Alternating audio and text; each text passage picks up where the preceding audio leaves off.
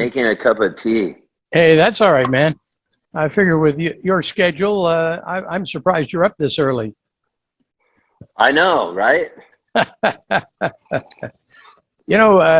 Steve, I've been following your exploits over the past number of days on Facebook, and yesterday I found myself starting to hum the Ricky Nelson song about Traveling Man.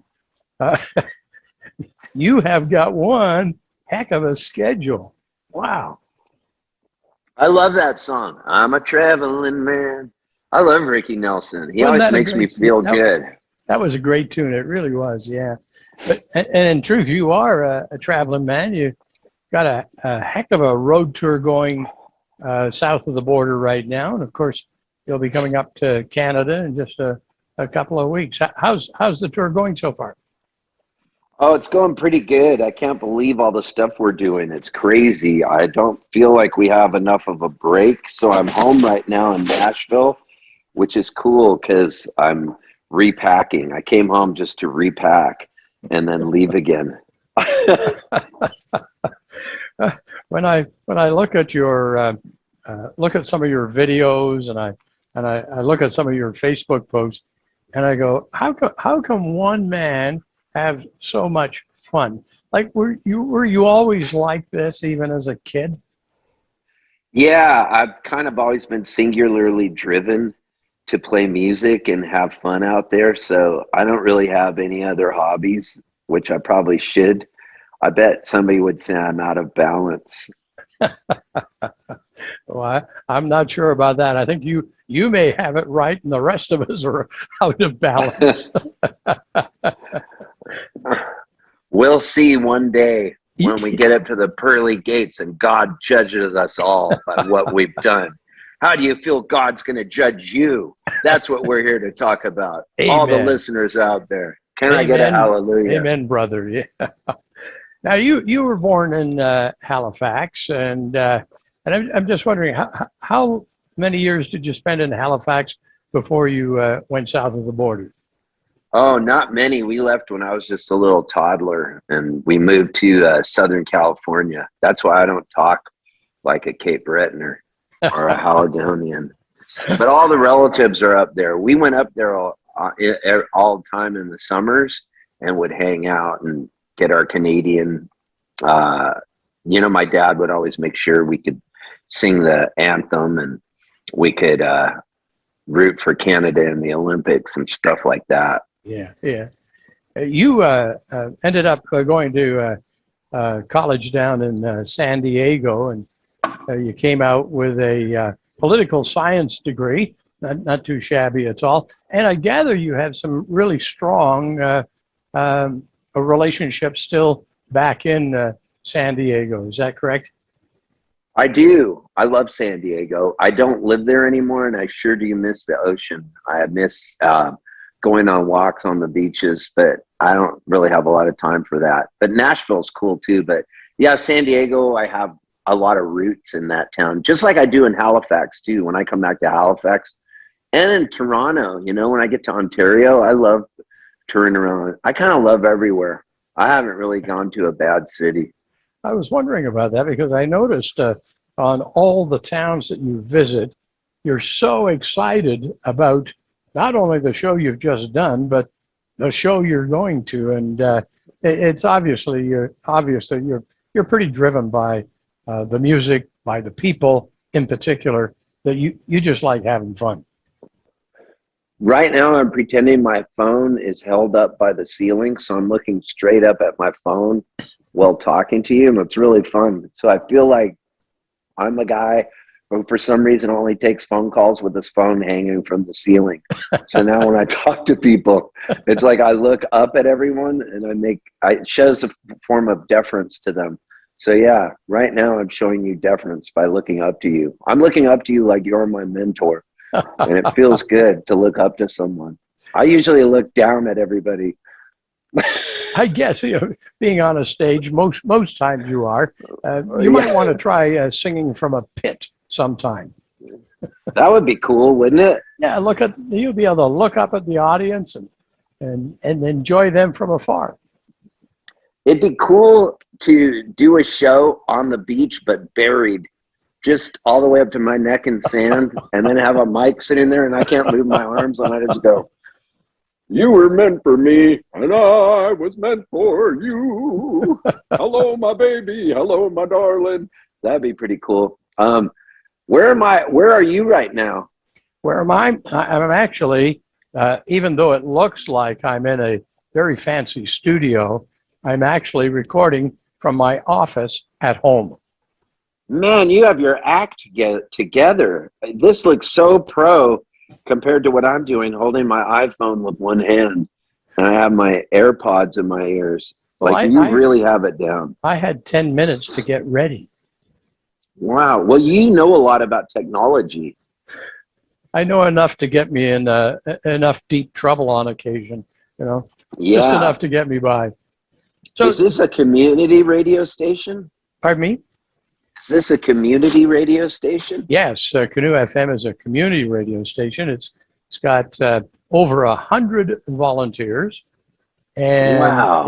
it broadcasts 24 hours a day.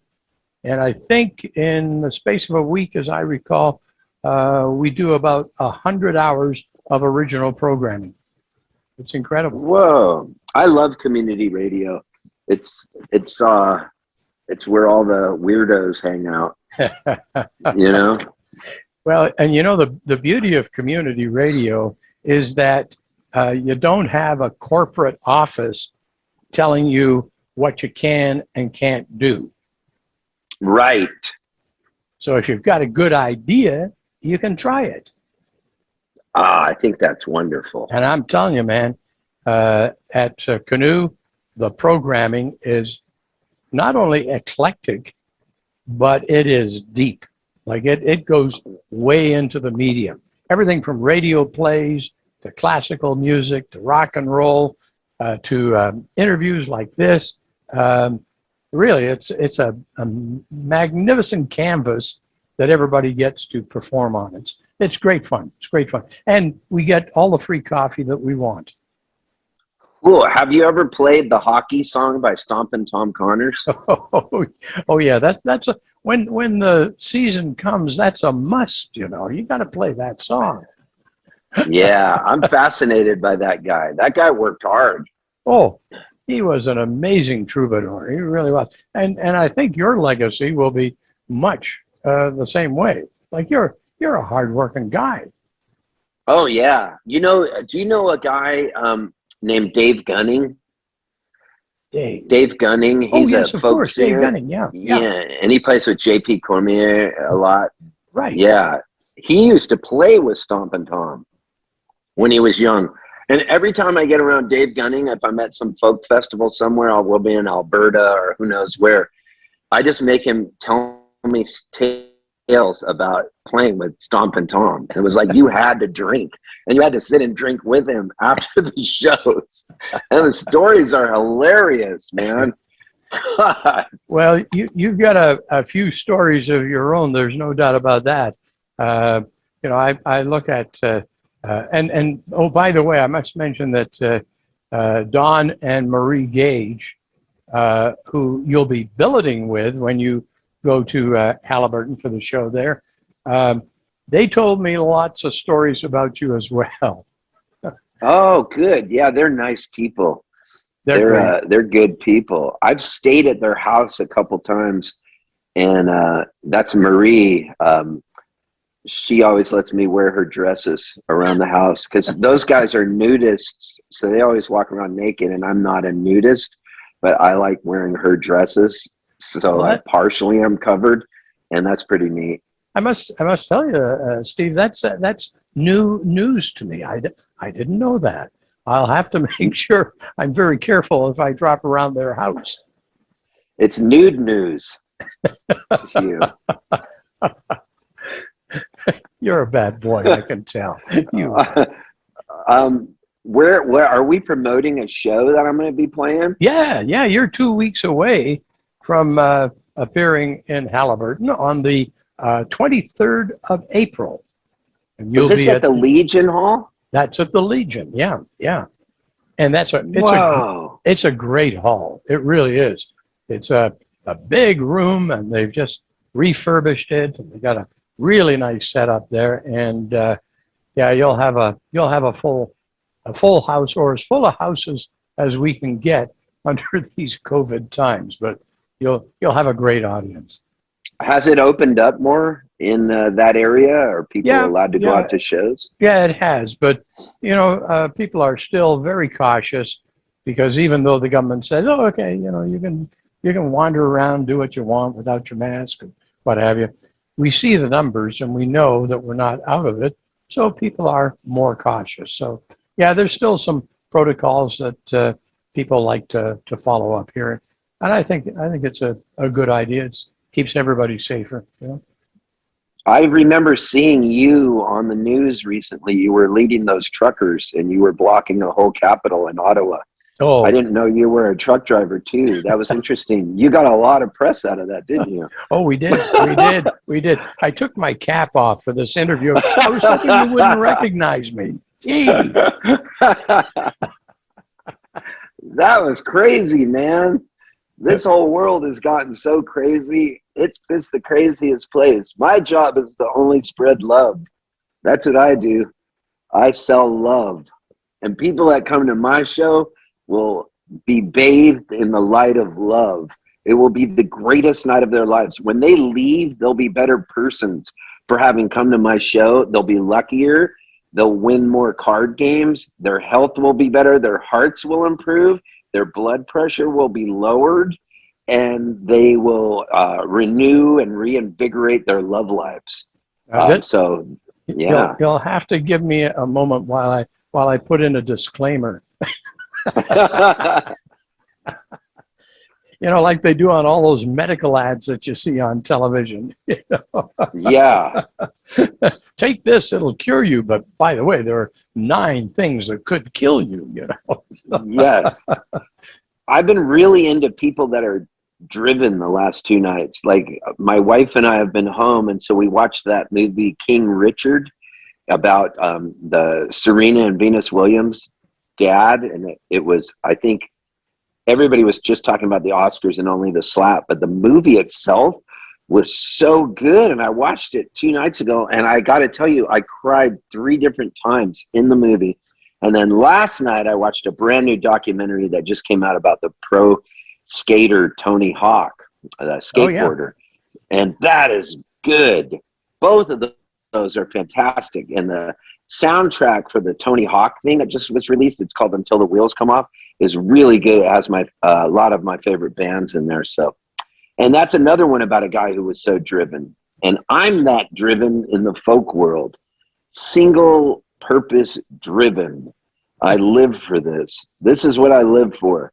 Making up songs, telling stories, singing the songs, and dancing on stage. Now, let me ask you about writing songs. Do songs come almost at any point in your journey, or do you take time and say, okay, I got an idea, I'm going to pen a couple of tunes here? Like, when do you write songs? Well, that's like planning for magic to happen. Magic just happens. And so you can be anywhere. You could be eating breakfast in Haliburton at somebody's house, and all of a sudden somebody will say something like plastic wine in a plastic cup, and I've been drinking wine in a plastic cup and living in a double wide, and I'll just go, oh, there's a song right there. And I'll have to stop what I'm doing and go write that song. Or sometimes you're just strumming your guitar and an idea comes to you, and so you need to make room for that. And magic. So it's all magic to me. I don't understand how it works. You just have to be ready when a song appears. Otherwise, Bob Dylan will get it. Guy's so damn sneaky. Yeah. Yeah. Now I understand that when you do a show, almost every show you actually write a song on stage in front of everybody. Is that correct? Sometimes I do. I don't plan it. If magic's going to happen, sometimes it'll just happen. I don't ever use a set list, so Yeah. nothing's planned. And so the only thing to expect is the unexpected, because I like to surprise myself, and I like it. I like to be there and be present in the show and not phone it in. Talking about writing of music, going back a few years, you penned a song with Jewel, which became a very large hit. You Were Meant for Me. I would imagine that song follows you around a fair bit. Yeah. Well, it's the most well-known of them. And so it helped pay the bills for all the other creations. It kind of carried the weight for other songs, and that's good. And the money kind of trickled down from that. And it was the gift that kept on giving. So yeah, I'm happy for that. And it wasn't my hit, so it was her hit.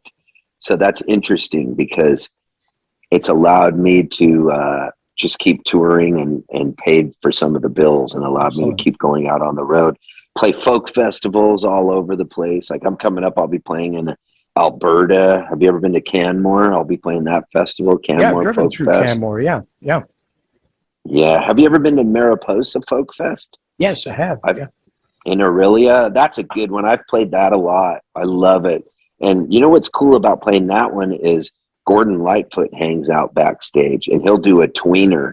Can you imagine if you're on the main stage and your tweener right before you is Gordon Lightfoot, and he does If You Could Read My Mind and Wreck of the Edmund Fitzgerald and Sundown? You're like, how do I follow that? And that's just the tweener. And he hangs out and shakes everybody's hands, and he's Kind of amazing. make you want to pack your guitar and go home. Yeah. The master. It's a huge thing.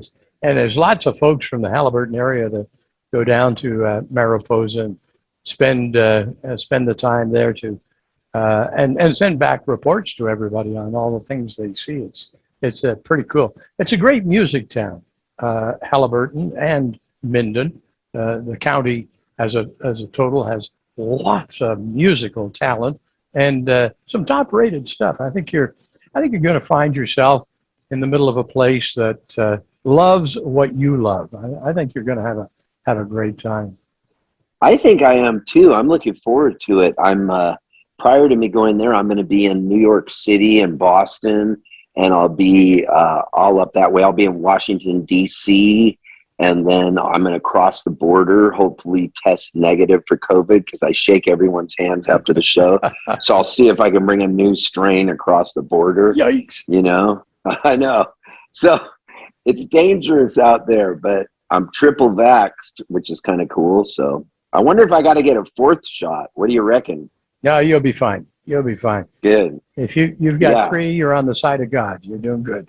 You're doing good. I've got 3 shots and I already had COVID. So I'm like super powered now. Wow. You're okay, Yeah. man. You're okay. I had COVID a couple months ago. I got it. I didn't think you could get it in Florida, and I was touring in Florida, and I got it there. Yeah. Kind of figures, doesn't it? Yeah. Hey, are you going to try and smuggle some of your new albums across the border? Stardust and Satellites?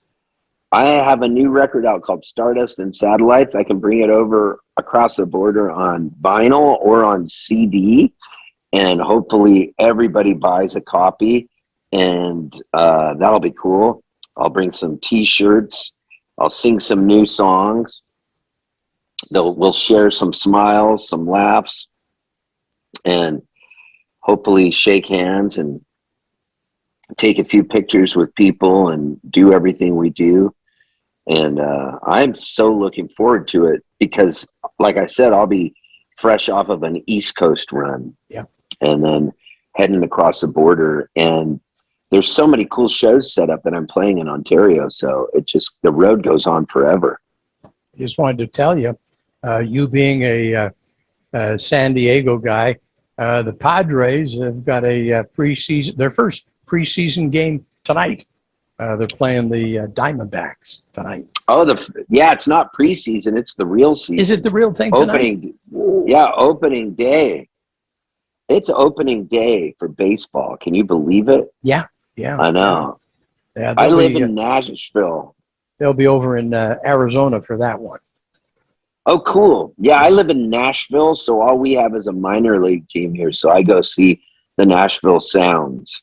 They're a AAA club, and that's pretty fun too, going to those smaller ballparks and watching baseball. It's just fun to have baseball and be able to do this, you know? Just before we start wrapping up this delightful conversation, because I know you have a life beyond this, I do want to just let our listeners know that you had perhaps one of the most unique weddings that I've ever heard of, that you had a whole ship full of people to your wedding. Yeah, we got married in front of 1,500 people on a cruise ship in the atrium area of the boat, which is the center area of the boat. And it was pretty amazing. And the Beach Boys were there playing, or Brian Wilson and Al Jardine and Jeff Tweedy from Wilco and all these bands, because it's a musical cruise ship. And Sarah Watkins and Sean Watkins, Watkins Family Hour, Molly Tuttle played our wedding. It was crazy. And it was a beautiful thing. And so I think we've been married a couple years now. So that's pretty good. We haven't gotten divorced. Well, you're not home long enough. I know, right? She's always touring with me, so that's good. Oh, that's great. And so we're able to share a lot of travel.